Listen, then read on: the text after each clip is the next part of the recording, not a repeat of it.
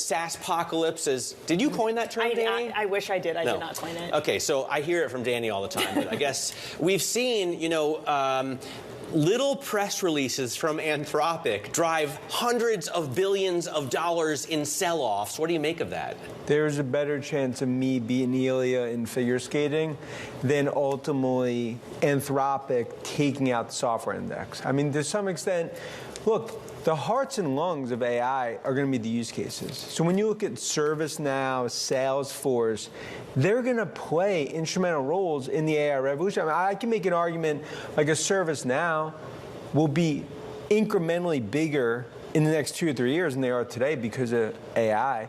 So I just think there's a view. It's a knee-jerk. Look, on the edges, is it going to disrupt? Yeah.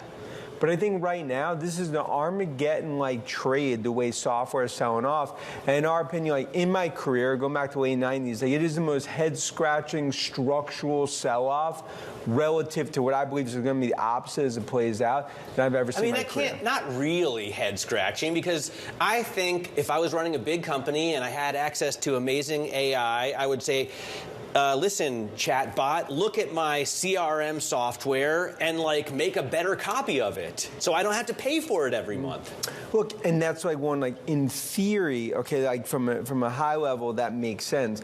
But the reality is, let's take a Salesforce, the hundreds of thousands of customers they have. You're talking about decades of data, how instrumental they are to come. A lot of times, if you're an outside vendor to get in, just based on security and infrastructure and everything, it takes 2 years to even get a demo.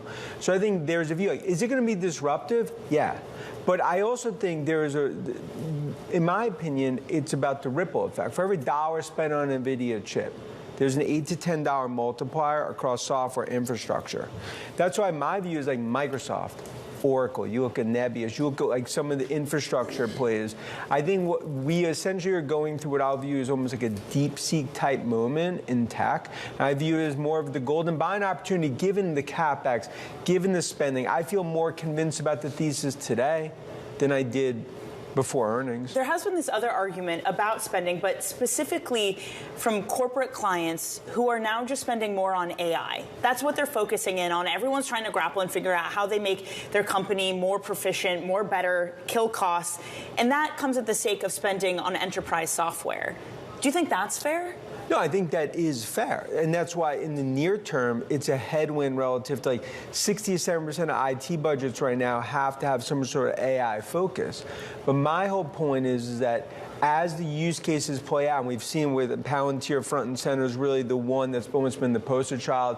I think you'll see with Mongo, Snowflake, and others, they will play huge roles in the build-out, because I don't believe the AI revolution will not get to the heights that we believe it will without software, without infrastructure, without Microsoft, without Oracle. And that's why, I think some of this nerves here is, I think it's misguided relative to when we look at this year, this is going to be viewed as more the opportunity to own some of these winners rather than the time there was a structural sort of short.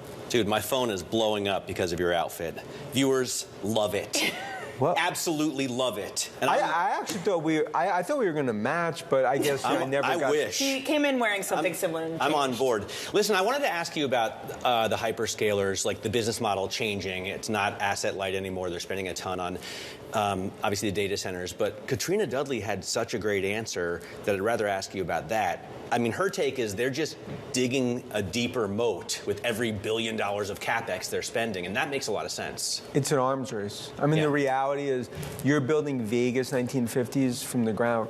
You're building Dubai from 25 years. I mean, you're essentially building new cities, new infrastructure.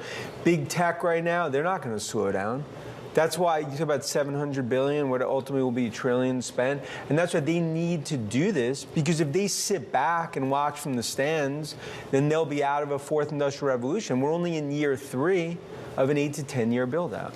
So when there is disruption coming, is it from them or is it from AI startups? Because some of the sell-off we've had, I think there was a tax strategy AI startup that just announced, and it made Charles Schwab and other stocks like that sell off. Are they the disruptors, or is it these foundational models, the hyperscalers, that are going to be doing the disrupting? Look, I think it's a combination. I mean, it's my view. Look, for the first time in 30 years, the U.S. is ahead of China when it comes to tech.